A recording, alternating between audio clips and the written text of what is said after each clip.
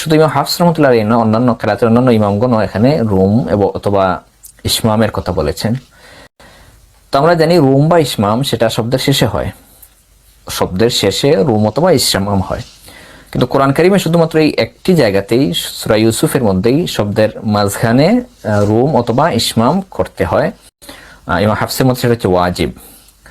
তো এখানে এই লা তা'মান্না শব্দের মাঝখানে রুম বা ইসমামের প্রয়োজনীয়তা কেন হলো?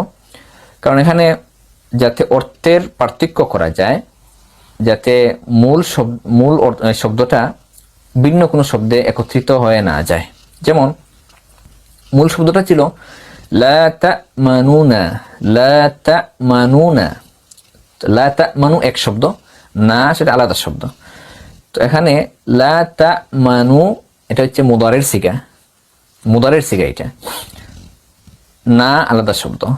তো এখানে লা তা'মানু দুইটা নুন একসাথে, দুইটাই হরকতওয়ালা। তো এখানে তাসবিদের নিয়ম অনুযায়ী এখানে প্রথম নুনটাকে সাকিন করা হয়েছে, পরে নুনের সাথে ইদগাম করা হয়েছে।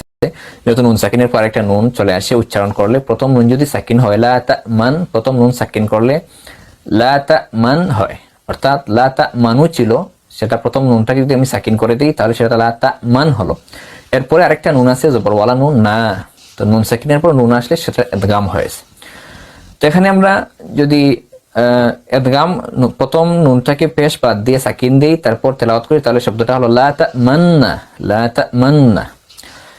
তো লা তা'মান্না হওয়ার পর এখানে যখন আমি উচ্চারণ করব লা তা'মান্না, তো শ্রোতা যিনি আছেন তিনি মনে করতে পারেন, শ্রোতার মধ্যে কেউ হয়তো মনে করতে পারে যে লা তা'মান্নার এখানে লা তা'মানু শব্দটা মূলে হয়তো লা তা'মান ছিল, এখানে হয়তো লা তা'মান ছিল।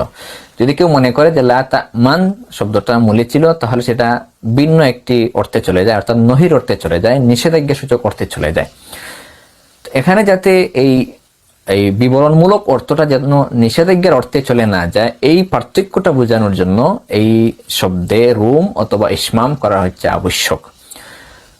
তো ইসমাম হচ্ছে আপনি যখন লা তা'মান্না শব্দ উচ্চারণ করবেন, তখন লা তা'মান বলার পর যখন আপনি গুন্না করবেন, ইদগাম করবেন, তখন পেশের দিকে ইশারা করা।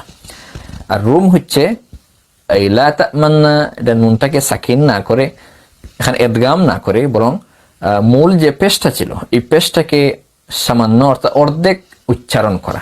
তো প্রথমে আমরা ইসমাম অনুযায়ী তেলাওয়াত করি। ক্বালু ইয়া আবানা মা লাকা লা তা'মান্না আলা ইউসুফ, মা লাকা লা তা'মান্না আলা ইউসুফ। লা তা'মান বলার পর আপনি পেশের দিকে ইশারা করবেন, লা তা'মান্না আলা ইউসুফ, লা তা'মান্না আলা ইউসুফ, লা তা'মান্না আলা ইউসুফ, মান লা তা'মান তখন বলার পর এটা বোঝা যায় যে এখানে একটা পেশ ছিল। তো এখানে টুটের ইশারাটা আপনি কখন করবেন, গুন্নার সাথে নাকি গুন্নার পরে? তাজবিদের কিতাবাদিতে এটা লেখা আছে যে ইসমাম আপনি শিখতে হবে আপনার উস্তাদরা যেভাবে পড়িয়েছেন, আপনি যে উস্তাদের কাছে সরাসরি পড়েছেন, সরাসরি তার দর্স নিয়েছেন, তিনি যেভাবে আদায় করেছেন সেভাবে ইসমামটাকে আপনি পড়বেন। অর্থাৎ ইসমাম তার কাছে সরাসরি পড়তে হবে। তো এখানে আপনি গুন্না সহিত আপনি আদায় করবেন। গুন্না আপনি যখন শুরু করবেন, গুন্না যতক্ষণ করবেন ততক্ষণ আপনি ইসমামটা আদায় করবেন। ইসমাম মাআল গুন্না। লা তা'মান্না আলা ইউসুফ, এগুলো ইসমামের পদ্ধতি। রুমের পদ্ধতি হলো পেশটাকে অর্ধেক উচ্চারণ করা। যেমন মূল শব্দ ছিল লা তা'মানুনা, যদি আমরা মূল শব্দটা উচ্চারণ করি রুম বা ইসমাম ব্যতীত, তাহলে এখানে উচ্চারণ হবে লা তা'মানুনা, এইভাবে হবে। যদি আমরা রুম বা ইসমাম ছাড়া এখানে পড়ি, তো এইভাবে তো পড়া যাবে না। তো আপনাকে রুম যদি উচ্চারণ করেন তাহলে রুম উচ্চারণ করবেন কিভাবে? পেশটাকে আপনি অর্ধেক আপনি কি করবেন, উচ্চারণ করবেন। অর্ধেক কিভাবে উচ্চারণ করবেন? যদি আপনি দ্রুত পড়ে যান, কোনো হরকতটা যদি আপনি কোনো এই হরকত যদি দ্রুত পড়েন, তাহলে এখানে আপনি অর্ধেক উচ্চারণ করতে পারবেন। লা তা'মানুনা, লা তা'মানুনা আলা ইউসুফ, قالوا يا أبانا ما لك لا تأمننا على يوسف। মানে পেশটা দ্রুত পড়ে নিলে উচ্চারণটা অর্ধেক হয়ে যাবে।